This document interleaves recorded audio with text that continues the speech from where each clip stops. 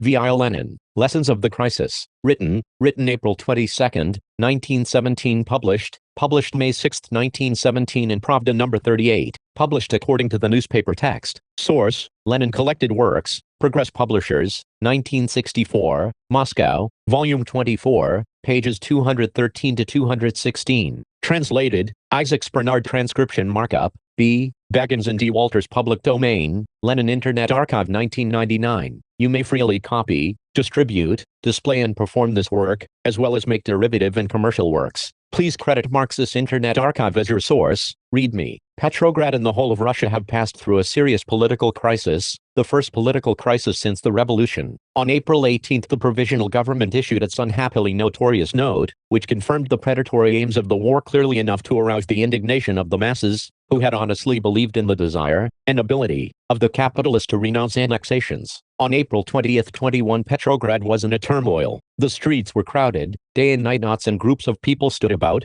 and meetings of various sizes sprang up everywhere. Big street processions and demonstrations went on without a break. Yesterday evening, April 21st, the crisis, or, at any rate, the first stage of the crisis, apparently came to an end with the Executive Committee of the Soviet of Workers' and Soldiers' Deputies, and later the Soviet itself, declaring themselves satisfied with the explanations, the amendments to the note and the elucidations made by the government, which in fact boiled down to empty phrases, saying absolutely nothing, changing nothing and committing the government to nothing. They considered the incident settled. Whether the masses consider the incident settled, the future will show. Our task now is to make a careful study of the forces, the classes, that revealed themselves in the crisis, and to draw the relevant lessons for our proletarian party. For it is the great significance of all crises that they make manifest what has been hidden. They cast aside all that is relative, superficial, and trivial. They sweep away the political litter and reveal the real mainsprings of the class struggle. Strictly speaking, the capitalist government on April 18 merely reiterated its previous notes, in which the imperialist war was invested with diplomatic equivocations. The soldiers were angry because they had honestly believed in the sincerity and peaceful intentions of the capitalists. The demonstrations began as soldiers' demonstrations, under the contradictory, misguided and ineffectual slogan, "Down with Milyukov," as though a change of persons or groups could change the substance of policy. This means that the broad, unstable, and vacillating mass, which is closest to the peasantry and which by its scientific class definition is petty bourgeois, swung away from the capitalists towards the revolutionary workers. It was the swing or movement of this mass, strong enough to be a decisive factor, that caused the crisis. It was at this point that other sections began to stir, not the middle but the extreme elements, not the intermediary petty bourgeoisie but the bourgeoisie and the proletariat, started to come out onto the streets and organize. The bourgeoisie seized Nevsky Prospect, or Milyukov Prospect as one paper called it, and the adjacent quarters of prosperous Petrograd, the Petrograd of the capitalists and the government officials, officers, students, and the middle classes demonstrated in favor of the provisional government. Among the slogans, "Down with Lenin" frequently appeared on the banners. The proletariat rallied in its own centers, the working class suburbs, around the slogans and appeals of our party's Central Committee.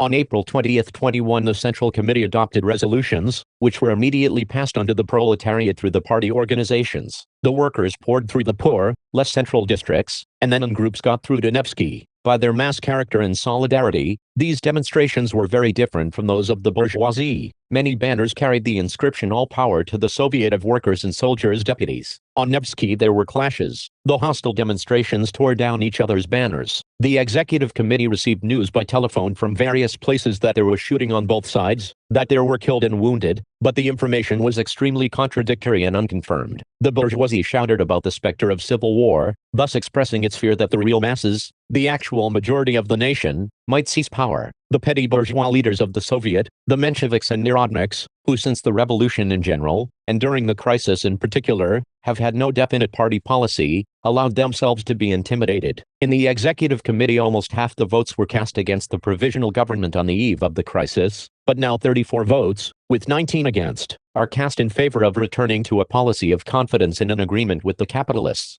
And the incident was considered settled. What is the essence of the class struggle? The capitalists are for dragging out the war under cover of empty phrases and false promises. They are caught in the meshes of Russian, Anglo-French and American banking capital. The proletariat, as represented by its class-conscious vanguard, stands for the transfer of power to the revolutionary class, the working class and the semi-proletarians, for the development of a world workers' revolution, a revolution which is clearly developing also in Germany, and for terminating the war by means of such a revolution. The vast mass of people, chiefly the petty bourgeoisie, who still believe the Menshevik and Narodnik leaders and who have been absolutely intimidated by the bourgeoisie and are carrying out its policy, although with reservations, are swinging now to the right, now to the left. The war is terrible. It has hit the vast mass of the people hardest of all. It is these people who are becoming aware, albeit still very vaguely, that the war is criminal, that it is being carried on through the rivalry and scramble of the capitalists for the division of their spoils. The world situation is growing more and more involved. The only way out is a world workers' revolution, a revolution which is now more advanced in Russia than in any other country, but which is clearly mounting. Strikes, fraternization, in Germany too, and the people are wavering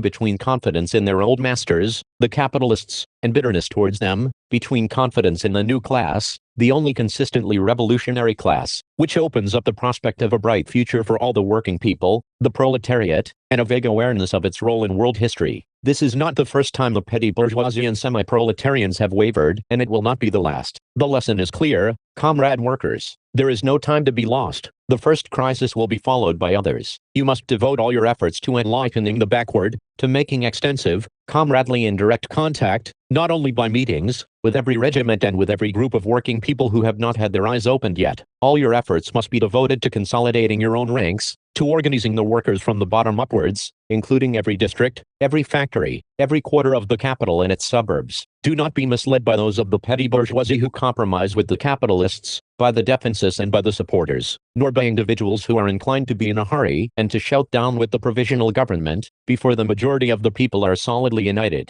The crisis cannot be overcome by violence practiced by individuals against individuals, by the local action of small groups of armed people, by blanquist attempts to seize power, to arrest the provisional government, etc. Today's task is to explain more more clearly, more widely the proletariat's policy, its way of terminating the war. Rally more resolutely, more widely, wherever you can, to the ranks and columns of the proletariat. Rally round your Soviets, and within them endeavor to rally behind you a majority by comradely persuasion and by re-election of individual members. Notes: